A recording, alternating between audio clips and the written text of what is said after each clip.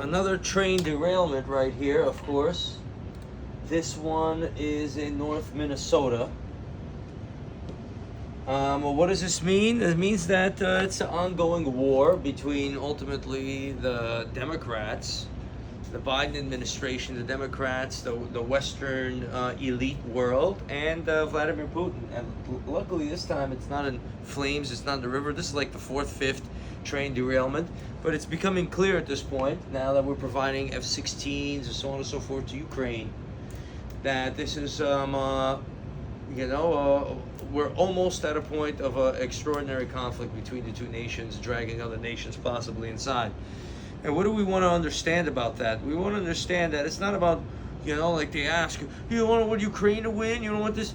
Listen, what you should have did is you should have avoided the war. And if you're going to start the war, you don't provide one weapon at a time. But even if with that all that being said, none of this had to happen the way it did. And now we're inching towards a serious catastrophe.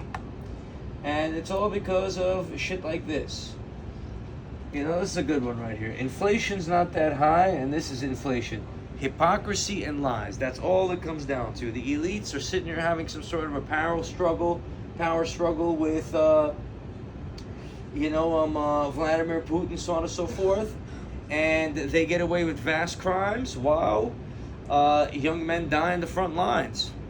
It's as simple as that. And the duped public continues to think, yeah, that's Biden, that's the president. This is what the fuck is really going on. This is this man's son. Right?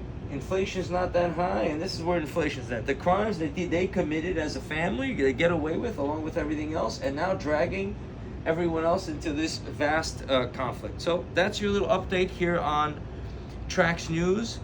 The moral of the story is that these are not coincidences. These are attacks on America, and they're dragging us further into a conflict, while Moscow is also being hit with drone strikes, and it doesn't look good.